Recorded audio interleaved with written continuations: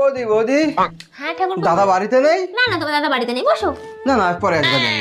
আরে বসো, আমি একটু চা বানিয়ে নিয়ে আসি, চা খেয়ে তারপর যেও। আচ্ছা ঠিক আছে। এই নাও ঠাকুরপো, চা খেয়ে নাও। চলে এসছো? ঠিক আছে ঠিক আছে। চা তো ঠিকই আছে, দুধটা একটু কম কম মনে হচ্ছে না? ও, দুধ কম মনে হচ্ছে? তাতে কি হয়েছে, বার করে নাও না। এই শোনো, আমি আরেকটা বিয়ে করতে চাই, তোমার অনুমতি লাগবে। তোমার খুশির জন্য আমি সব করতে রাজি, তুমি কাগজ নিয়ে আসো, আমি সই করে দিচ্ছি। তোমার মতো বউ পেয়ে সত্যি আমি ধন্য। আচ্ছা শোনো, সেকেন্ড হ্যান্ড পিস্তল কি 8-10 হাজার টাকায় পাওয়া যাবে? আমার বাচ্চা লাগবে, 1 মাসের ভিতরেই বাচ্চা লাগবে। আরে বোকায়, 1 মাসে কি বাচ্চা হয়? বাচ্চা নিতে হলে 9 মাস অপেক্ষা করতে হয়। 1 মিনিট, তুমি না ঠিকাদারির কাজ করো? ঠিকাদারের সাথে বাচ্চার কি সম্পর্ক? বেশি লোক লাগাই দাও, 1 মাসের ভিতরেই হয়ে যাবে।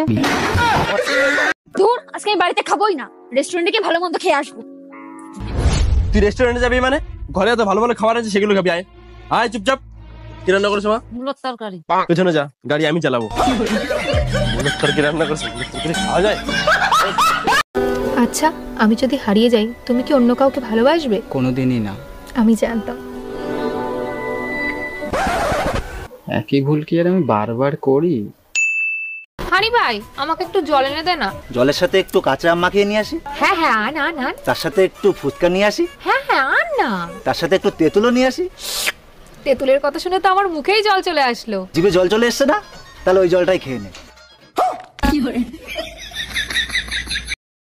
আর হ্যাঁ, গ্যাস ফুরিয়ে গেছে, আজ উনুনেই রান্না করতে হবে। দাদাকে চাটা দিয়ে কয়লাটা ভেঙে দিও। আমি কয়লা ভাঙবো? আমি কয়লা ভাঙতে জানি না। সে কি, লোকে সংসার ভাঙতে জানো আর কয়লা ভাঙতে জানো না? কি এত? এই না, 50 টাকা নাও। 50 টাকা কিসে? তুমি আমারে চুমু দিলা না, ওর জন্য খুশি হয়ে আমি 50 টাকা দিলাম। চুমু দিলে টাকা পাওয়া যায়? হ্যাঁ। শিবুদার তো আমি অনেকগুলো চুমু দিয়েছি, তাহলে শিবুদার কাছে আমি অনেকগুলো টাকা পাবো। যাই নিয়ে আসি। এই যে কাকে চাই, বাসার ভিতর ঢুকতেছেন কেন? আমার নাম রোমিও, অরুণদার সাথে দেখা করতে আসছি। উনি কি বাসায় আছে? না, বাসায় নাই, পরে আইসেন। আচ্ছা, অরুণদাকে আমার কথা আপনার কাছে কিছু বলছে? হ্যাঁ বলছে, রোমিও বাসায় আসলে ঢুকতে দিবে না, ওর চরিত্র ভালো না। ভাবি, কিছু মনে না করলে একটা প্রশ্ন করব? ভাবিরা কখনো কোনো কিছু মনে করে না, জিজ্ঞেস করেন। একটা হাতির সামনে একটা উলঙ্গ লোক দাঁড়ায় আছে, হাতিটা ওই লোকরে কি প্রশ্ন করতে পারে? আপনাকে দেখে মনে হচ্ছে জানোয়ার আর মানুষের ভিতরে কোনো পার্থক্য নাই। না ভাবি, হয় নাই। তাইলে আমি পারবো না, আপনি বলেন। হাতি প্রশ্ন করছে, এত ছোট সুর দিয়ে কেমনে শ্বাস নেন? বন্ধু, ভাত খেয়েছিস? না রে। চল আমাদের বাড়ি, চল ভাত খাবি। তোদের বাড়ি গিয়ে প্রতিদিন ভাত খাই, এটা কি ভালো দেখায়? তোর এই অসময় যদি আমরা পাশে না থাকি তাহলে কারা থাকবে বল? চল ভাত খেয়ে নেবি, চ। গেলে যাওয়াই যায়, কিন্তু তোদের বাড়ির কুত্তাটা আমার দিকে শুধু ঘেউ ঘেউ করে। আরে ওর কথা বাদ দে তো, ওর থালায় অন্য কাউরে খেতে দিলি ও ঘেউ ঘেউ করে। ও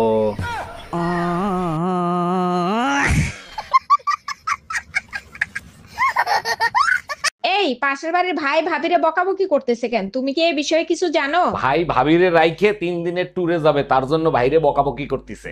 এটা কিন্তু ভাবির বাড়াবাড়ি। পুরুষ মানুষ এত কষ্ট করে টাকা ইনকাম করে, মাঝে মাঝে একটু ঘুরতে যাবে, এতে সমস্যা কোথায়? তোমার মতো সব মেয়েরা যদি বুঝতো তাইলে আর কোনো সংসারে অশান্তি হইতো না। থাক হইছে, আমারে আর পাম দিতে হবে না। তা তুমি রেডি হয়ে কোথায় যাচ্ছ? আরে আমার সাথেই তো ভাই ট্যুরে যাবে।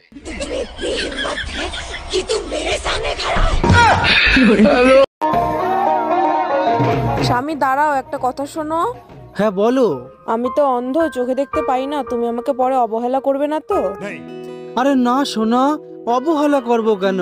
আমি চোখ দিয়ে কি করব? আমার যেটা দরকার সেটা ভালো আছে তো। অসভ্য, যাবো না আমি তোমার সাথে। হাই তুই চ, আমার কামড় উঠে গেছে। ওরে বাবা, বললাম রে, মোটে মাইয়ে পাই না, তোরে পাইছি আর ছাড়বো ধরে।